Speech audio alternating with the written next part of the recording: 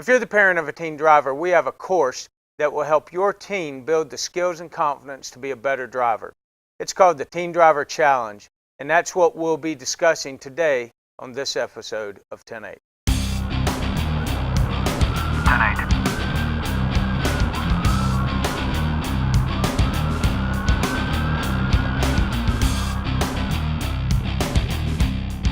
Hello, welcome to this edition of 10-8, your inside look at the St. Lucie County Sheriff's Office.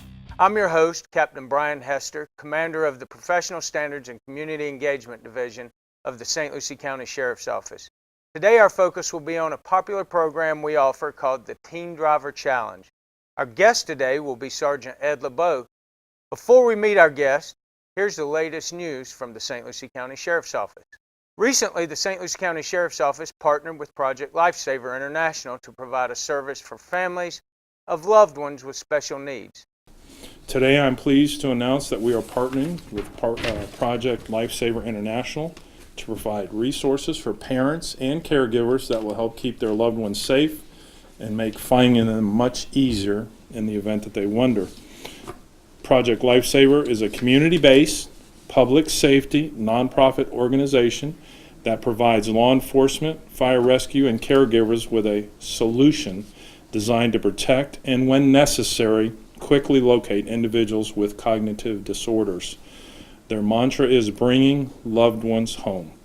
Project Lifesaver was first to apply locating techniques to aid in the search and rescue of individuals and is the most widely used and most effective program in the nation designed to protect these at risk in our communities.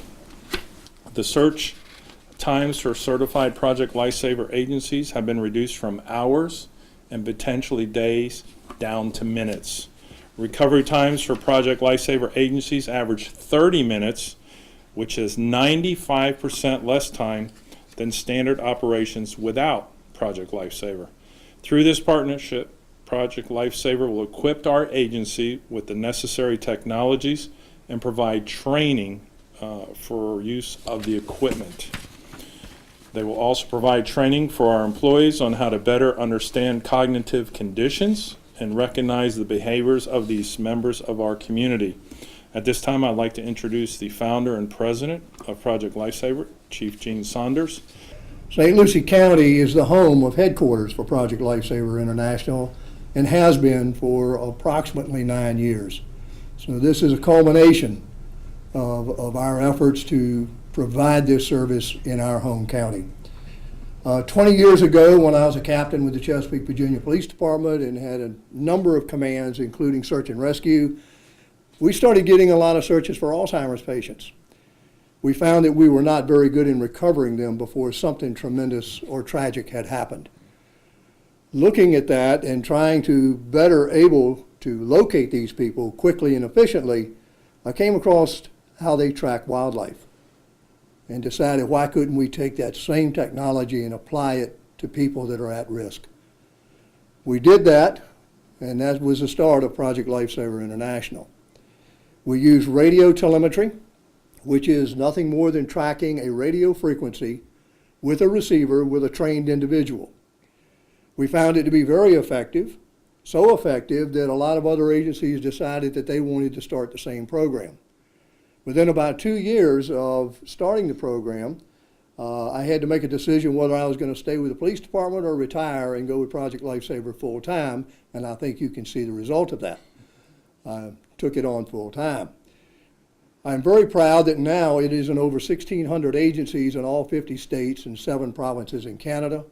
But the thing I am most proud of is that the technology and training that we have been able to provide has resulted in over 3,400 rescues without a failure. As you can see on the table in front of you, this is some of the tools we use. An RF receiver, an RF transmitter, which is in a wristband, which can also be placed on the ankle if necessary. It sends out a pulsating radio signal, depending on the transmitter we use, either once every second or 1.5 seconds. The range on the ground is approximately a mile. If we have to go in the air, we've now increased the range 3 to 5 miles.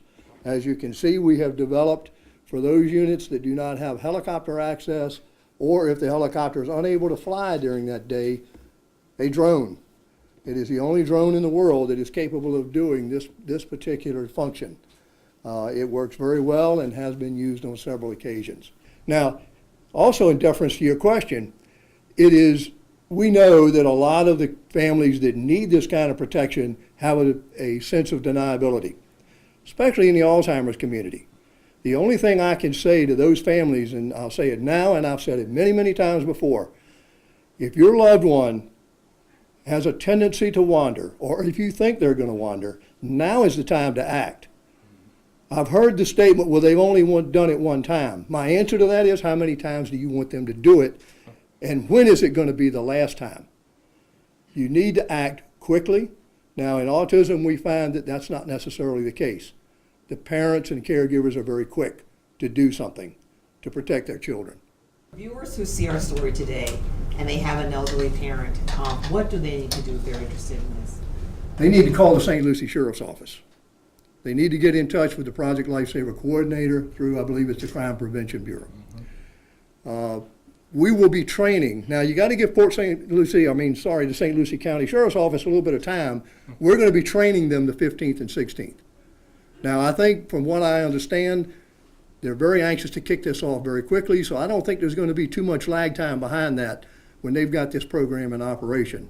So I would say, and I hope I'm not stepping out of line here, Sheriff, if you really need protection, call them now and get on the waiting list so that they can act quickly when they've got their people trained and ready to go. Is there a cost to this? Not here. But I figure, are you a nonprofit? How do you? We are a nonprofit. Okay. We're a 501c3. Many people, and I'm going to jump out on a limb on this one and answer a question.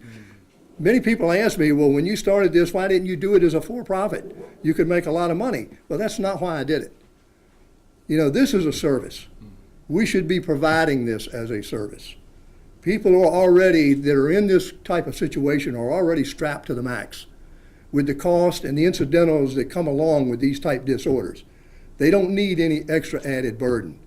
Now, when you ask about a cost, it depends on the agency. And it depends on the agreements that we have with the agency. So this will be a free service to county residents if they approach you, Sheriff, and say, I have a loved one, how can we work this out? It won't cost them anything. That is correct. This is our home county, as I said before, and we're going to provide for our home county. For more information on Project Lifesaver or to register a loved one, please call our Crime Prevention Unit at 772-871-5303. Parents, mark your calendars now for our upcoming summer camps. Space is limited. For more information or to register your child, visit stluciesheriff.com. After the break, we'll discuss the Teen Driver Challenge with Sergeant Ed LeBeau, so stay tuned. We'll be right back.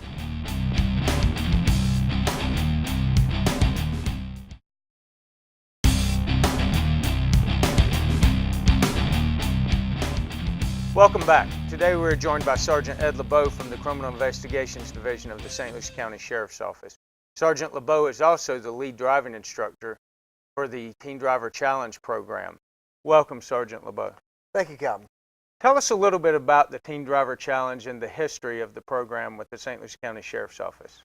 Back in 2007, the Florida Sheriff's Office Association determined there was a problem with newer drivers. There was a problem with speeding, driving under the influence, whether it be alcohol or drugs, texting while driving, or distracted driving, which was causing a lot of crashes. So to combat that, they came up with the Teen Driver program. The program is offered in 34 counties within Florida. It's the same format, being a classroom portion and then a practical portion out on a skid pad where they actually drive their vehicle. Why did the St. Lucie County Sheriff's Office get involved, and how did they get involved in this program? When the program came out, Sheriff Mascara took a look at it and was a staunch supporter of it. He wants to protect not only our citizens, our youth, to make them better drivers. When you learn how to drive, you normally learn how to drive from your parents or a family friend perhaps, or maybe even a driving school. This gives a standardized instruction, be it video at first in a classroom situation, and then we take it out on the skid pad Or we partner with Indian River State College, who provides their skid pad at no cost for the sheriff's office, and we actually have them go through various exercises to increase their knowledge of what the car will and will not do, and also it builds their confidence. So, as a parent, if I'm watching the show today, what are the benefits aside from maybe insurance rate help? What are the benefits to my teen driver, and what are the requirements for me to put my teen into this program? It's really easy. You get a hold of our training unit. Carrie Faig is the administrator of this program. She'll send you a packet. And basically, if your teen is between 16 and 19 years old with a valid driver's license or a permit, and the caveat with the permit, obviously, as Captain, is we want like them to have a couple of months behind the wheel. We don't teach them how to drive from nothing. We teach them how to drive better.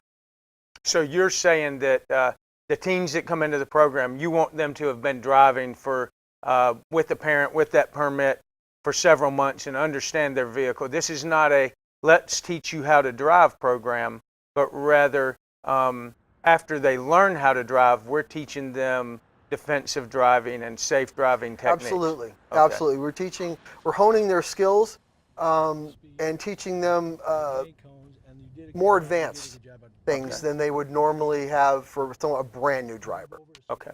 And statistically, do we have any information? How many classes does the sheriff's office put on a year? Or do we have any information from the insurance companies as to teens that take this class or course? Does it reduce their likelihood of being in an accident? Actually, we do. Throughout the 34 counties that this program is offered in, we train over 2,000 juveniles a year. Wow. Okay? The CDC, the Center for Disease Control, tracks the statistics of new drivers. People without training, if they just learn from mom or dad or driving school, they are 25 to 30% of them will get into a wreck within their first 12 months of driving. Okay. We are very proud of the fact that any child that has gone through our teen driver course anywhere in the state of Florida, no one has been involved in a fatality. Outstanding. So we're very proud of that fact. We teach them skills to get out of a situation versus not driving the car. We teach them to have confidence in their car and what the car will do and what it won't do, so they can avoid pitfalls and make good decisions. Okay, outstanding. And how many classes a year does the St. Lucie County Sheriff's Office offer in the Teen Driver Challenge? Well, we've put on 3 classes so far this year and trained over 40 students. It's based on the applications that we receive. As soon as we can fill a class, we'll have it. My goal is to have one every 2 months. So from what I understand is the more interest that parents and citizens express in the program to the Sheriff's Office, then the more classes we'll host. Absolutely. Okay, and so with that said, how do we let the viewers that are out there know and the citizens in the community of how to express their interest in the program if they have teens that are eligible? Well, they could call the Sheriff's Office, and our phone number is 772-462-7300 and ask for training. They could come by the Sheriff's Office, which is located at 4700 West Midway Road, or they could visit our Facebook page. Okay, so website, Facebook page, any form of media, stopping by, but our training unit runs the program, and that's really where they have to express the interest. And Yes. then we host a class based on the need. And how many students do we typically take into a class? We cap the class at 16 because we like to have one instructor per 5 students. Okay, outstanding. Well, that sounds great, Sergeant LeBeau. When we come back, we'll discuss with Sergeant LeBeau the practical portion of the Teen Driver Challenge. Don't go away. We'll be right back. Thought it sounded interesting, learn how to do a bunch of defensive maneuvers. So I was like, all right, I'll sign up for it. I told my mom, she was like, yeah, do it, because lower the insurance, right? It's fun, that's for sure. And it's really good to do because it helps A lot more confident. It's helped because I'm not good at backing up, but now I feel more confident doing it. It's really fun. You get to come out here and talk to the deputies and stuff, and you get to drive all around. It's a fun day pretty much and all.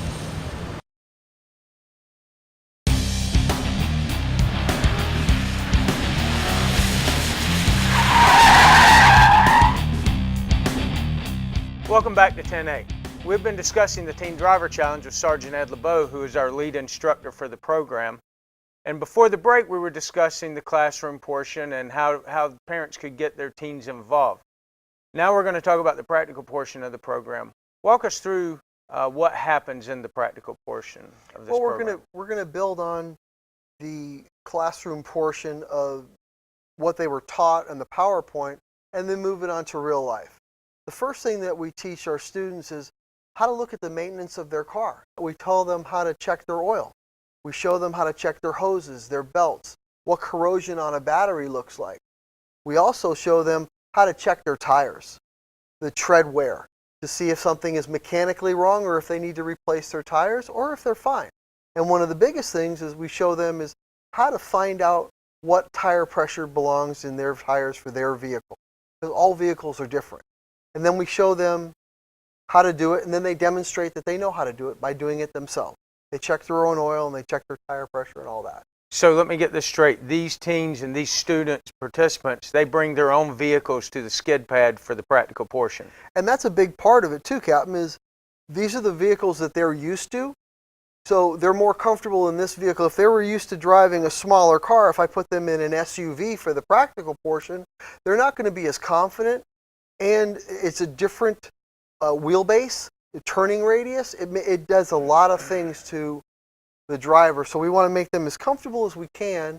It's a non-judgmental atmosphere. We have a lot of fun with it. The kids really enjoy it. So we teach them safety about vehicles. We teach them safety about their own vehicle, how to maintain their vehicles somewhat from a safety standpoint. And then they actually get to drive their vehicles and learn about the vehicle they're driving every day. Yeah. So once you go through that initial portion, then what happens? Then we teach them about their braking system, ABS and the differences between ABS and non-ABS. And this is building on what we were taught in the classroom portion. We actually demonstrate this for them. We disengage the ABS in one of our patrol cars and demonstrate what it's like when you slam on the brakes in a panic stop. What happens to that car not only in a straight line, but if you attempt to turn to get out of the way of something with no ABS, what happens to the vehicle? Then we re-engage the ABS and do the same exact thing to show them how ABS helps. We also show them what to do if you have an ABS vehicle, but your ABS goes out. We show them something called threshold braking. It's another way of stopping the car safely and quickly. Rather than slamming on the brakes, the threshold braking, you would stop not as fast as ABS, but quicker than non-ABS. So going through training with the Sheriff's Office on an annual basis, we do threshold braking. Yes. Is the training you provide to the teens and the student participants similar to that of what we provide to our deputies with regard to the braking? So they actually go out there and perform this at full speeds and learn how their brakes are going to perform? Absolutely. Absolutely. There's a lot of the training that we do for teen driver is some of the same that we give to our own deputies. And it's proven. It works quite well. Okay. So after that, are there any other types of courses that take place on the skid pad? Any other training that takes place out there?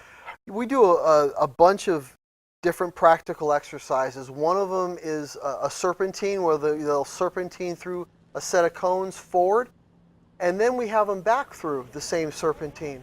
A lot of the vehicles today come with a backup camera. We don't let them use it. We have them focus on their mirrors, because when the technology fails you, you're always going to have your mirrors.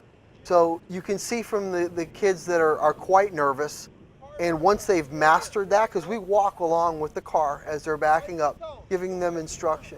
Non-judgmental, nobody yells, it's all humor and having a good time. But they learn. They don't realize that they're learning at the same time. And at the end of it, they have a sense of accomplishment, and they're really glad that they came. Now, do you see from early that morning, the beginning of the day, Mhm. and by the time you're done with all these practical exercises on the skid pad and the instruction that's provided by more than just yourself, we have several instructors do. out there. Do you see the confidence level in these teenagers and their ability to drive their vehicles and understand their vehicles? Do you see that go up as well? Oh, absolutely. It's night and day. The first night when we do the PowerPoint presentation, it's the classroom setting. I always ask them, who volunteered to be here or who had their parents send them here? And the majority of the hands are the parents sending them there. At the end of the class, when we've done our practical exercises and everyone's done a great job, I ask everybody if they're happy they came, and every hand goes up. We've had a tremendous response from the students and the parents, because quite often we have parents wait and they see some of the training that goes on just because they're interested as well, and they love it. They can't believe the sheriff's office has taken this step to help them keep their kids safe. That's fantastic. And that was going to be my next question, is what is the feedback that you're getting from these students and parents? And it sounds like it's fantastic, and sounds like we're providing excellent training to teens to make our roads safer and to help these families and these teenagers to, not be a statistic with regard to the Absolutely. accident. So, well, thank you, Sergeant LeBeau. Don't go away. We'll be right back.